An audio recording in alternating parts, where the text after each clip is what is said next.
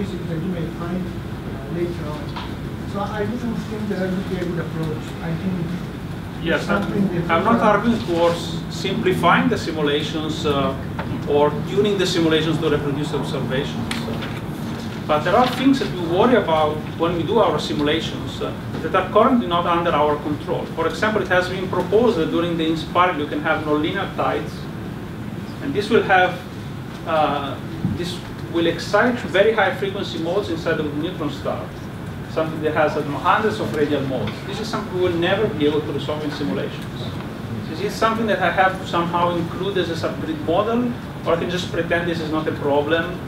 I mean, this is something that observations can answer for us. Why can't you do really it in never simulation? Why don't you see it in simulation? Because in order to resolve this, we would have to have a resolution of thousands of grid points across the star, which is currently orders of magnitude higher than what I can afford. Is it that we can never do it, or it's just that it would require a gargantuan allocation? Might be possible, but we would have to design specially designed codes that are able to simulate these nonlinear tides to high order accuracy for long time scales. And my impression is that before we're able to do that, LIGO will tell us whether these nonlinear tides are there or not. In this sense, I say that observations can help simulation. I mean, the GR code would be total overkill for this. You just take a star and try to excite it. You will have to design a special code to do this. A general purpose code like mine cannot do these simulations. I mean, because I will need to resolve to evolve the binary for many, many orbits at very low frequency with very good spatial resolution. Given that this might completely invalidate, our templates, I think it's a big enough question that I wish someone would try to make that special purpose code and just do the simulation. Yes, this is one way to look at it. My way is I cannot do this problem before LIGO detects binary neutron stars, because I'm very optimistic and I think that you will detect binary neutron stars very soon. So that's just saying that you don't think that this effect is real, then. I think like a major thing observationally that would really limit the possibilities is if, I mean, this is not something this room necessarily works on, but like when the more mass, when the the two solar mass neutron stars were discovered, and suddenly this whole class of equations of state were thrown out. Yes. I mean, that really changed people's view of what the outcomes of mergers could be. So I think in the same way, if you discovered a 2.2 and 2.3 solar mass neutron star, yes. Then you could really reduce the subset of course, if we have a reduced set of equation of state, we can or cover whatever the radii, space band. whatever. If we have knowledge that the magnetic fields are small for binaries that are merging because these are all binaries, then we can also neglect magnetic fields in our simulations and things like that. Of course, ideally we would want to include everything.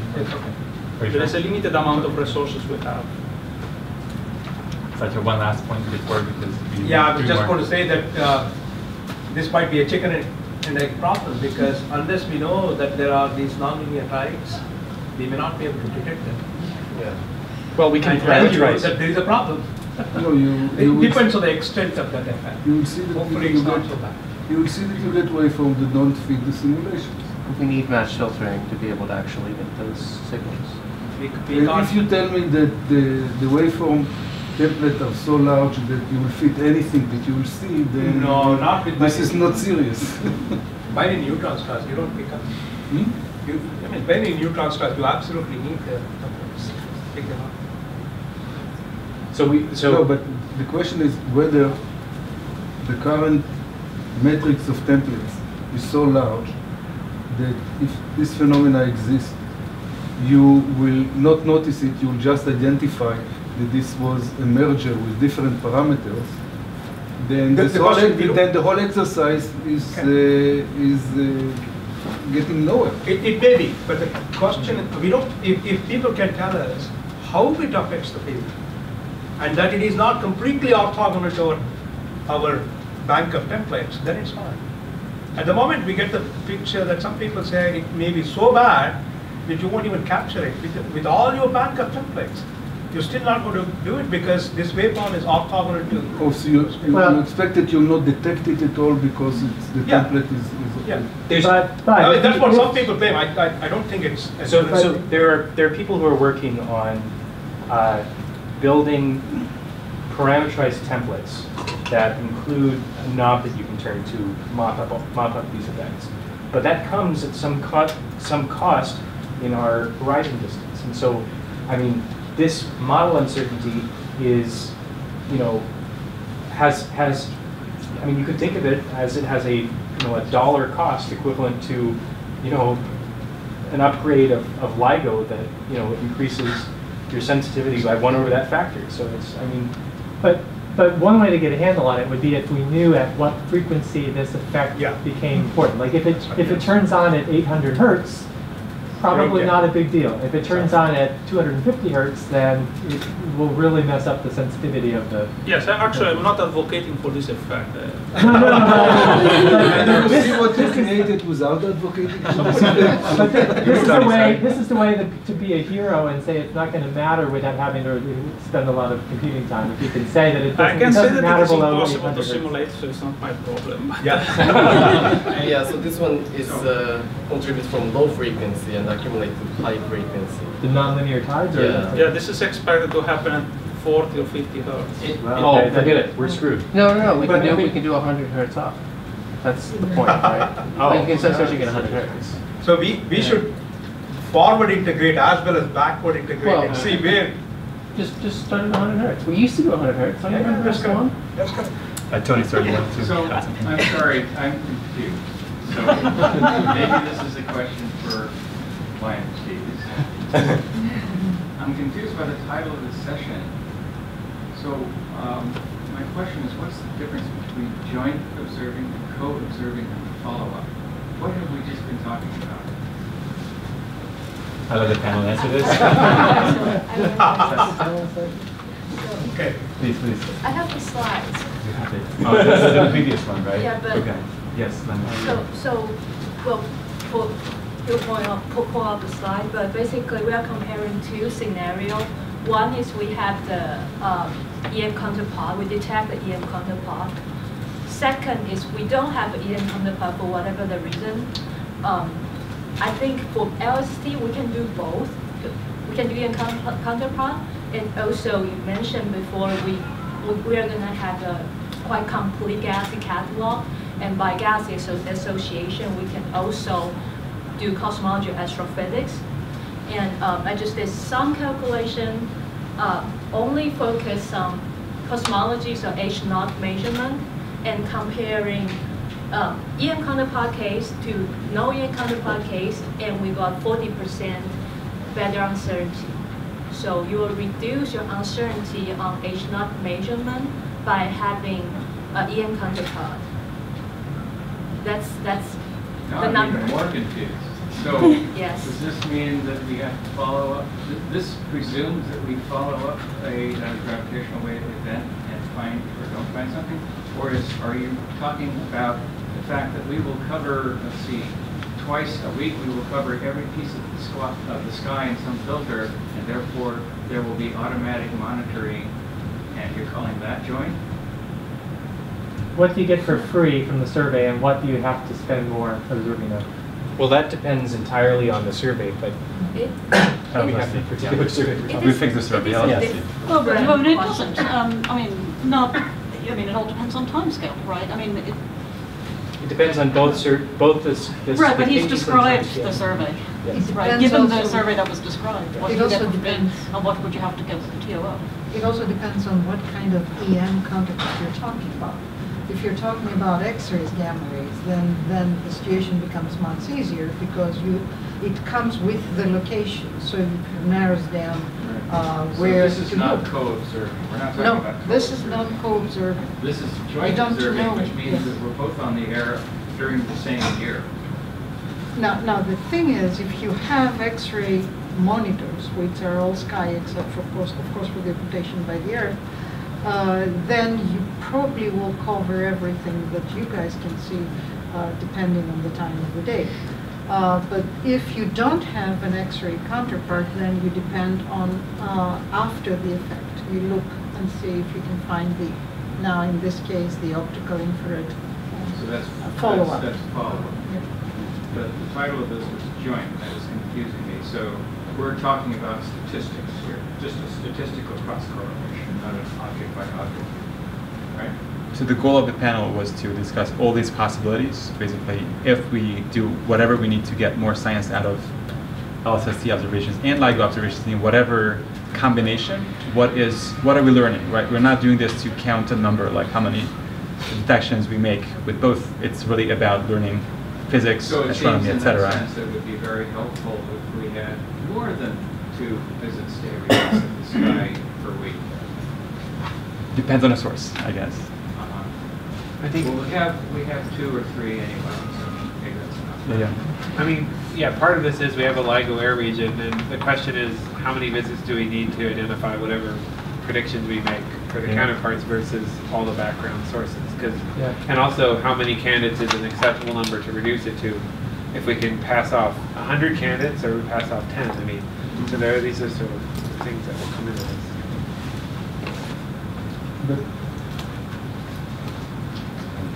Yeah. So, well, then we are going backward here.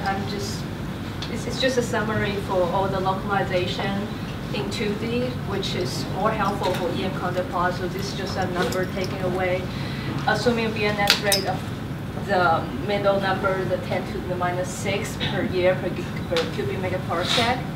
And apparently we're gonna get many for HOV or HOV-JI, so 5 detector case. We're gonna get, this is a number of detection. So basically very high fraction of it. Those number are the total number of detection. Well, like 7 or 80 out of 83, so basically all of them is gonna be very well localized. So What's the shape? Is it blob or is it more like a banana? it's just like, Just a blob, okay. yeah. So that's one so direction. this is just one scenario for specific for follow up the EM counterpart. Well, if you can go to next slide.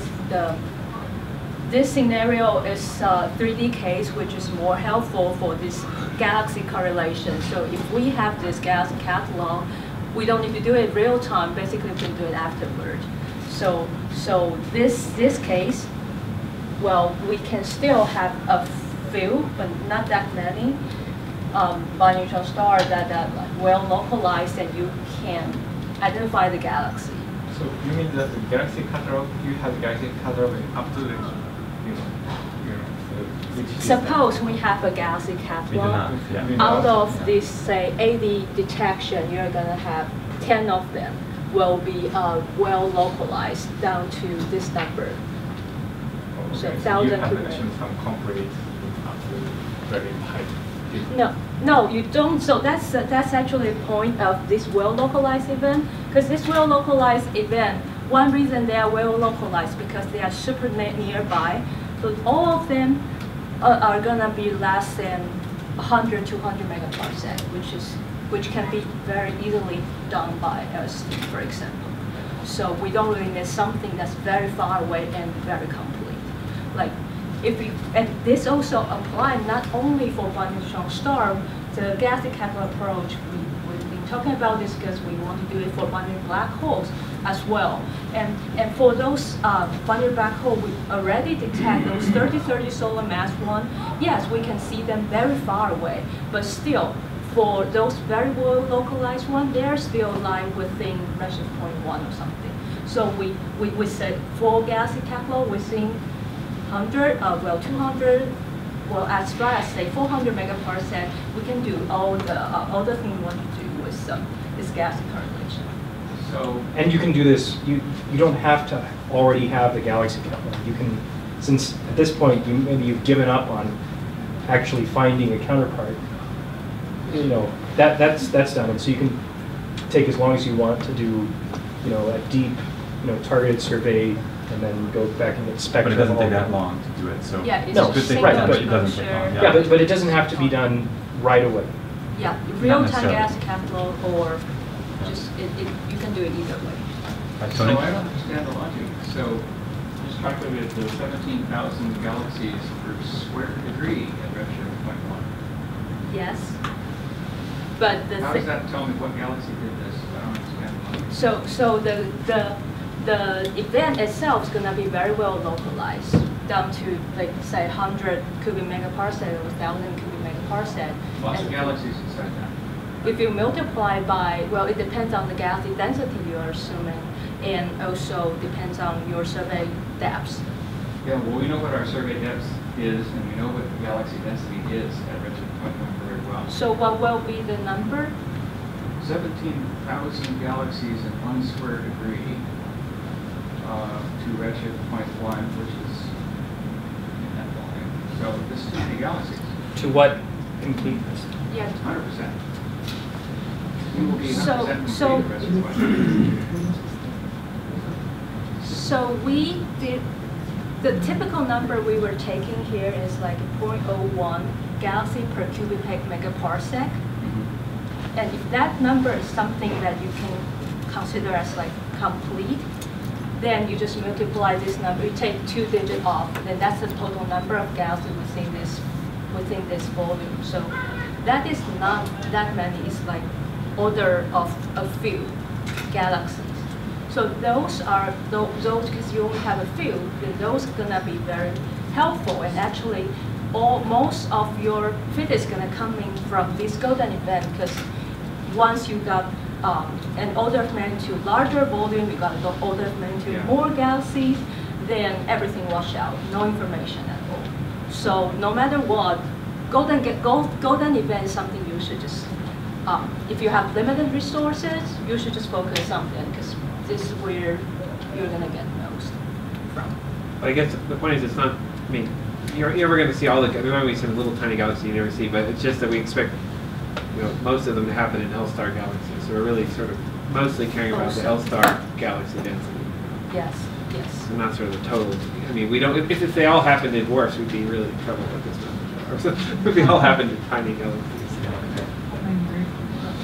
Okay. Ken, do you want to add something? Yeah. So I was asked to comment on how well we, or how, how much improvement we gain in terms of joint observations in probing nuclear physics compared to like gravitational wave observation alone. And I could see 2 possibilities at least. One is to use the relation between tidal deformability and the intrinsic mass of a neutron star. So just like mass-radius relation depends strongly on which equation state you keep, this relation between tidal left or tidal deformability and the intrinsic neutron star mass depends strongly on the underlying nuclear physics. So any independent measurements of these 2 quantities allow us to probe nuclear physics. And we expect to measure the tidal deformability and also the redshifted mass by using gravitational wave observations. So if we have electromagnetic counterparts, and if we can identify host galaxy, and if redshift information is available, then we can break degeneracy between redshift and redshifted mass so that we can extract intrinsic mass information so that we can probe nuclear physics. That's one possibility. Another possibility is to use the amplitude information of host marginal signal that David was mentioning this morning. This amplitude has interesting information about nuclear physics, and if we can localize the host galaxy or the gravitational wave sources, then we can include this information into the prior when we do gravitational wave data analysis, so we have a better measurement of the amplitude. But for this case, I'm not sure if we can get the inclination and also polarization angle that also enter in the amplitude. So maybe there's some degeneracy between these extreme parameters and also the amplitude that we want. So this approach might be more tricky compared to the first analysis. And if you have other ideas, then I'd be happy to hear. But yeah, that's it. Laura Thirsty, maybe? Okay. Thank you very much. Thank you for the panel. So I guess we are ready for the wine and refreshments. So thank you for staying so long. One word of caution. So there are some people who love sweet wines and some people who hate sweet wines. So there is one bottle of Porto. So please take a look.